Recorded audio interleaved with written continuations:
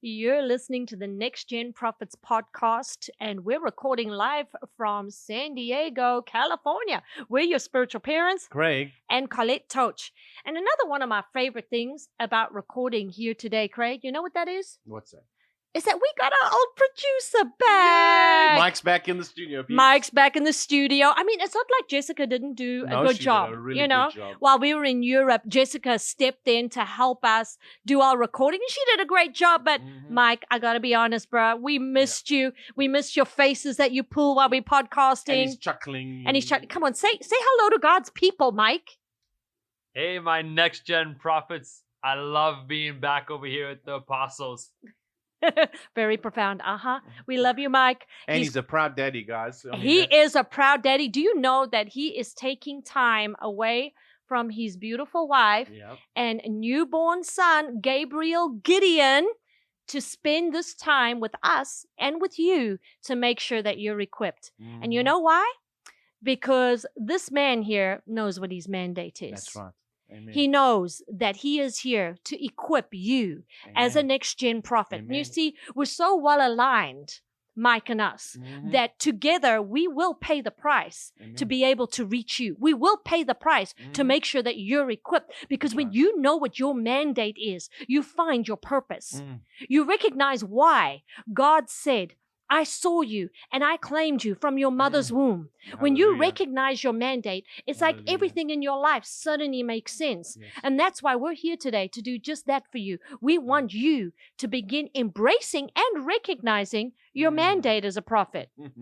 You know, Colette, as you're talking, I see how each one of you is being called to be a champion. But in order to be that, you need other people along the way to step in and align you and impart into you what you need to become that champion. And you know, if we can do that, and if you can become that champion, then we've done our job. And that's what we want to do here. This is what all about you guys. You becoming the champion God's called you to be, so that you can align and be in kingdom work, doing the kingdom stuff. Ooh, doing the kingdom stuff. I like that. That's a good line. Now, guys, if you at all struggle, if you've ever listened to one of our podcasts and I brought up more questions than answers, relax. I'm not just recording here every Tuesday, Wednesday, and Thursday. On myprophetictribe.com, you can go there and speak to any of our team from Tuesday to Saturday. And every now and again, even some of our team work on their weekends to make sure that you've got somebody to reach out to. All you need to do is go to myprophetictribe.com. You'll see a little chat box there. Chat one of our team if you have any questions. Our mandate is to equip you and release you into the church. We are facilitating the prophetic move. That's right. And we know to do that, we need the next gen prophets. So we're doing our part to find you. That's why we do so much traveling, to find you, to inspire you, to equip you, to send you out. Now come be part of what God's doing. Come join the tribe. I'm going to be doing a lot more teaching, some video live teaching for our prophets. I am vamping up how much we're equipping you. So we've got a new curriculum going for myprophetictribe.com. Everybody in the tribe gets the training. We've got 5 different circles with 5 different benefits. See what fits you most. But get on board and let's facilitate this move. Let's do something about it. Because that's what this year's podcast has all been about. Let's do something about it. Let's not complain at the state of the church. Let's not sit and become frustrated about what we see. Let's put on our big boy boots and our sword and our shield, and let's do something about it. And we can only do something about it when we know our mandate and purpose. So let me go to Acts 26, 16 to 17. And here we meet Apostle Paul flattening his face before the Lord. But rise and stand on your feet, for I have appeared to you for this purpose. Prophet, you're listening to the podcast for this purpose. You want to discover your purpose.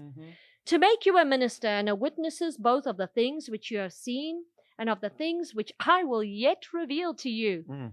I will deliver you from the Jewish people as well from the Gentiles, to whom I now send you. God did not mix his words with Apostle Paul. He did not. He first said, I'm going to deliver you from the Jewish people and the Gentiles, which doesn't make much sense considering that at the time that he was smacked to the ground, the Jewish people liked him because he was at their command. He was the one spearheading this movement to take out all the Christians. Right. And the Lord already is warning him here, hey, this isn't going to be an easy walk.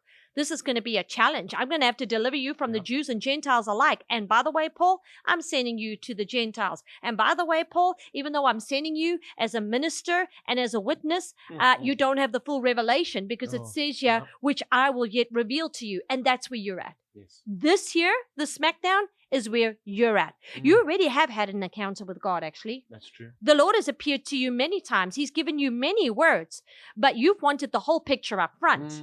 So let's Oh my see goodness. if we can sort through these revelations Yes. today, because I've got 5 little clues. They're going to help you recognize what your mandate is, Oh, okay? yes. See how you relate to each one of these points. I would love for you to write down the answers to these questions that I'm going to ask you so that you can take time to meditate on it. Recognizing your mandate, prophet, Yes. is more essential than learning how to prophesy. Is more essential than operating in any of the gifts. Why? Well, because until you know what your mandate is, how can you use the gifts to do the job? Let's find out first what your job is exactly. But I just want to say, Prophet, if you're like any of us, including myself, the first time the Lord starts to hint at a vision or hint at a calling, you ran off into the battlefields, swinging that sword and screaming at the enemy, and you got taken out. And that's okay, because you know what? That's part of the learning curve, okay? We're here to help you, to equip you properly. And that's why we Yes. need you to just take up the arms and put away the hurt and the frustration, because you know what? That wasn't your calling and your mandate. That was just you being very excited about the Lord trying to use you. I feel like every time we get on this microphone, I spend a good portion of it just taking away stuff from you Yes. so that you can see the true potential that's been inside of you all Yes. along. We take on so many words that others have told us, and we take on so many obligations and responsibilities because we feel so much, prophet. But those things only serve to hinder the true mandate. That's right. So let's start with question number 1. Where are you always positioned? Where Yes. do you always Yes. get positioned? Yeah. I just look at Mike. He's a powerful prophet. Listen, make no mistake. He's got a Gideon mandate, and that sort of is so sharp. But when I look at his process, even from the very beginning where we met him for the first time, God always positioned him in the marketplace. That's true. Even though he's a powerful prophet, you'd think he'd be best on the podium. But it just seemed that every time God moved, he's positioned in the Yep. film. He's positioned in podcasting. He's positioned in working systems, IT, web design.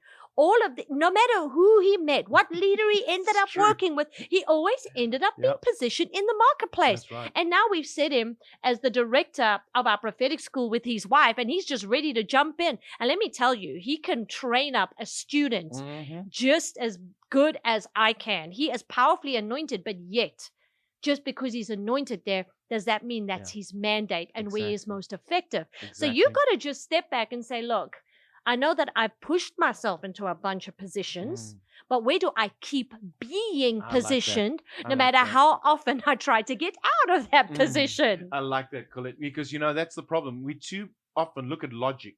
Mhm. Logic dictates that we should do this, but actually, logic and revelation is the difference here. And that's the point. We need revelation to get ourselves into the right position. It's interesting with Mike's positioning. I hope you don't mind me using you as an example, Mike. He's like, hey, that's cool. I'm seeing myself in a very Deeper different level. light here today. Even though God always positioned him in the marketplace, what's fascinating is God also always positioned him in front of a next-gen prophet. That's true. Whether it was to help that next-gen prophet with something in the marketplace or to get a vision or to facilitate their vision, God always put him with next-gen prophets every single time. And so it isn't uncommon for him to even be aligned with next-gen prophets in the marketplace. And that works out pretty handy because, well, we're called the spiritual parents to the next-gen prophets. He even married one. He even married one. So positioned really well there, my man. Number 2, what gifts do you function in the strongest? What gifts do you function in the strongest? That's good.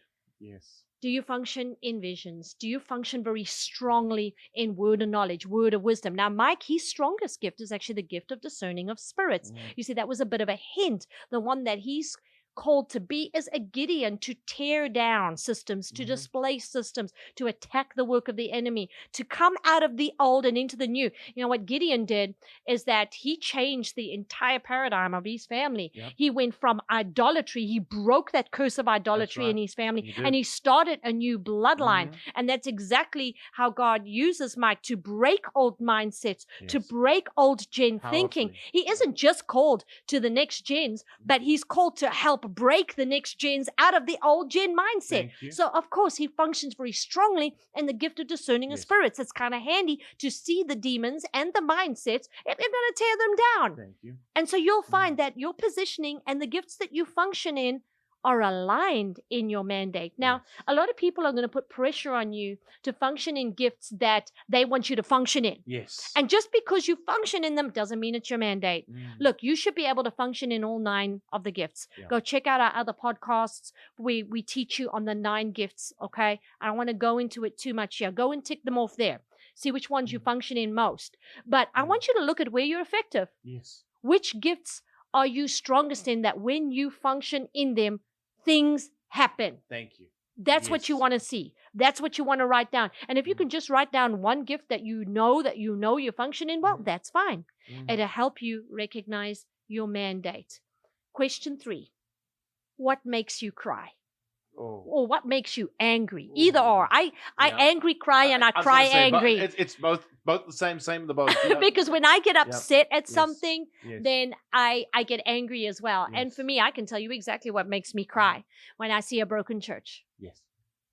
When I see a church that is wounded and bound by demons, and there's not a single person in that room who feels their pain. And I feel their pain, and I want them to be set free. And I don't care whether I have the podium. I don't care if I'm the prophet sitting in the very back of that hall. I want that child of God to be set free. I want their wounds healed. I want them to know Jesus. There they are, up on the podium, crying out to God, will you hear me? Will you hear me? And all the time I see Jesus walking amongst these people saying, I am here. And yet they're so busy performing, they don't see him. You see, that makes me angry, and that makes me cry, and that makes me want to do something. You know what it makes me want to do? It makes me want to raise an army of next-gen prophets to go into such churches and to heal the brokenhearted, to put the trumpets to their lips and say, Jesus is already here. Amen. Open your eyes, church. Feel his heart for you, church. You see, now Mike and I were both crying right about now. We're very well aligned. That's my mandate, and it makes me cry, and it makes me angry. What makes you cry, prophet? What makes you cry? You know, that's what I love. It's like, what is your call to action? Because that call to action is what empowers you. You see, I love what Colette said. For me, it's like knowing my Jesus, and I know his love for his people, and they don't know him, and they don't know his voice. Oh my goodness, that just tears me up and makes me want to rush out and just tell everybody about his love. It's like, what is your call to action? What makes you want to get up off your chair and go do something radical for him? Come on. Because that's it. That's what we're talking about, guys. It's not about what is going to make you look good. It's not about what everybody wants you to do so that they can look good. It's like, what makes you angry? What makes you so passionate that you just want to express Jesus over everybody? That's what we're calling it out. Guys, I feel so much power and passion in this podcast. No, it's like, can we stop now? I feel sorry for the first guy who walks past this hotel room on the way out because he's getting a double portion of Jesus, y'all.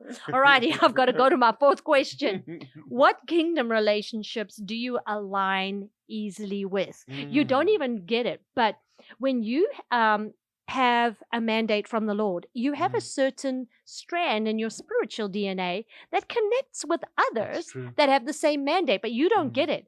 You don't get that the reason why you get on so well with that person or somehow you just click is because you share mandate. Now, you might be a bit in the weeds so that you can't see the mandate on your life. So if you can look at the relationships you align with very easily, where it just clicks and you connect well look at their mandate. What are they called to do? What's their purpose?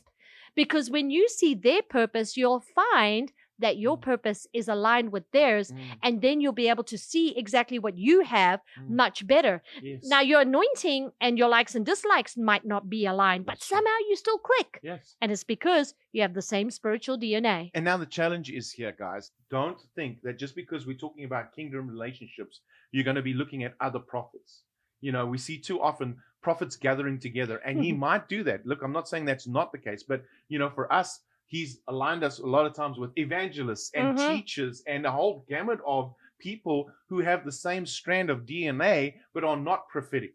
Yep. And it's like, that's what I'm wanting you to understand. It's that it's not one just prophets That's and prophets and such prophets. a good point. I love it so much because we tend, like you said, to flock to other prophets Yes. because it's our They comfy understand zone. us. They They get understand us. us. Yeah, yeah. And it could be that you share a lot of mandates with other prophets, but let's be honest, it's very likely that you click with those prophets because of your process, Yes. that you align with them easily Mhm. because you've both been through hard times. So I Yeah. wouldn't say that they're the best gauge. No. Rather go for other kingdom relationships, like you said, Yeah. evangelists, teachers, other pastors, other just even other believers who are Yes. mature in the Lord. What is it about them that you guys just click? Thank you. You're going to see in you both that strand of DNA that leads you towards mandate, which leads me to the fifth question.